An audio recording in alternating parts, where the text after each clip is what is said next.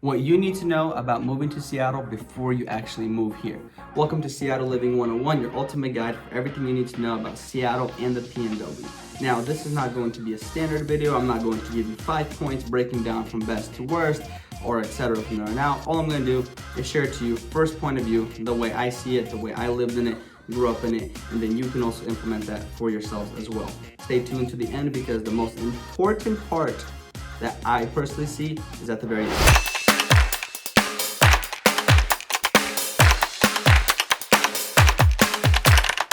Seattle is notoriously known for rain, correct? So how many days out of the year does it actually rain here? On average, we get about 150 days of rain. With that being said, what can you do to accommodate the rain? Well, there's two things. There is coffee. Seattle is notorious for coffee. I will say this, not a fan of coffee. What? I like either a regular doppio, it's a double shot espresso, or a regular cappuccino. My wife's a big fan of coffee. I'm not. Forgive me. I know living in Seattle, it's like one of the unforgivable sins. You can't say that you hate coffee. I genuinely don't like coffee. It's more like a social drink. You know, usually they say that about alcohol, but for me, coffee is like a social drink. I won't go out of my way to grab coffee. I prefer either a very strong tea, has more caffeine, or I know this is bad. I like Red Bull, that's why I don't drink it. But any other energy drink as well with that just doesn't compare at all. And number two, you have pho. Pho is the greatest Vietnamese soup that I have. Well, it's the greatest soup that you can get. I love pho. Actually, KOUW, it's a website, an article that you can read about stuff about Seattle. They deemed it that pho is like the unofficial soup of Seattle. Rainy days, pho is your remedy for it. It is perfect, it is great, it is everything you could possibly imagine. So if it's your first time actually coming to visit Seattle, coffee and pho, and then all the other things. But the main two things is coffee and pho. Now, one thing that may sound controversial to a lot of you Californians or etc., Dick's Drive-In is better than In-N-Out. There you go, I said it. It's not me, it's my personal, it is me, it's my personal opinion, but Dick's Drive-In is way better than In-N-Out. Forgive me, but In-N-Out fries are not edible for human beings. That is cardboard, that is pieces of paper. There's no way that thing does any benefit to you. Matter of fact, the fact that a lot of In-N-Outs have even a sign that says, hey, consuming this food can cause to further health problems or cancer, you lost me there, champ. Dick's burgers taste better than In-N-Out burgers. I know you have crunchy lettuce, blah, blah, blah. Dick's fries, much better than In-N-Out fries. Dick's sauce, tartar sauce, burger sauce, fry sauce, much better than In-N-Out. So Dick's Drive-In beats In-N-Out in my personal opinion. Also, Twilight was not filmed in Seattle, it was actually filmed in Portland, Oregon. Just for those of you who are Twilight heads, no, you will not be sightseeing Twilight scenes here because it's all filmed in Portland, Oregon. Another thing, Seattle doesn't have state income tax, but don't worry, we got you covered there. You are going to get royally screwed on the sales tax, just to balance it out, but still better than what Californians get. They get 50% tax, they're depressed. Here, we're just gloomy, but we don't get 50% tax. Traffic, another thing is traffic. If you are driving north or south, you're always gonna bump into traffic. My advice, avoid 167 to 405 merger if you're going northbound from Federal Way, Tacoma area. 167 to 405 is a pain in the butt during rush hour. The transition from 167 to 405 is just ungodly. There is just traffic for days. You will literally get annoyed and pissed off just by the fact of how difficult it is to merge onto 405. Stick with I-5. I personally stick with I-5 all the time just because this may not be statistically correct. It is just so much more smoother going northbound on I-5 and southbound on I-5 versus having to hassle it out through 167 and 405 to get up north.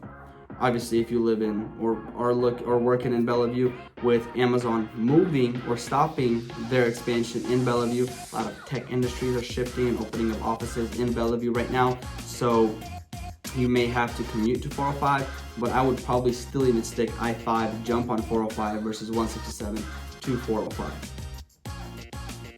The light rail is another big thing, so for those of you who are looking for public transport, light rail will be opened up from Tacoma to Seattle in the year of 2035.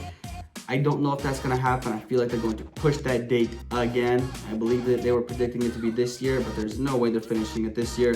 And then Seattle to Everett, that's most likely going to be done by 2037, 2041, within that window gap. They're giving us a 4-year play because they don't even know when it's going to be done. Now, as I did mention that Seattle has a lot of rainy days, here is the most important thing that you need to keep an eye on. Or not, as I mentioned, Seattle has 150 rainy days. Here's the number one thing you need to remember. Whatever you do not buy an umbrella.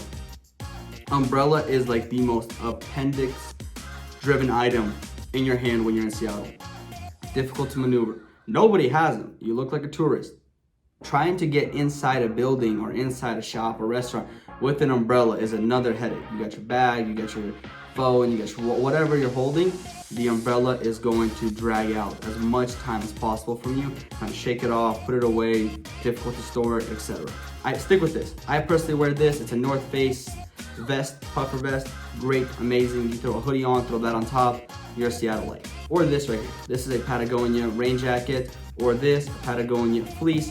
Either one are amazing. I wear all three of these depending on how bad the rain is. If it's pouring rain, I might pull out the rain jacket. If it's like raining, then I'll have the typical North Face puffer vest on for the most part, and a hoodie. It's just a perfect way to, I don't know, maneuver around the city. There's no way I'm walking around with an umbrella and then focusing on where I'm gonna store it or where am I gonna hold it, etc. And as I said in the beginning, Seattle is known for coffee and pho.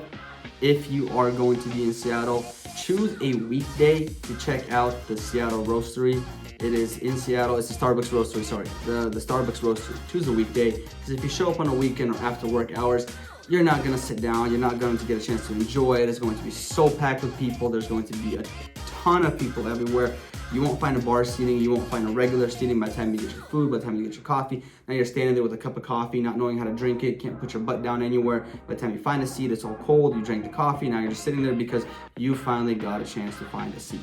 Go during the weekday. It makes a lot more sense. Way less people.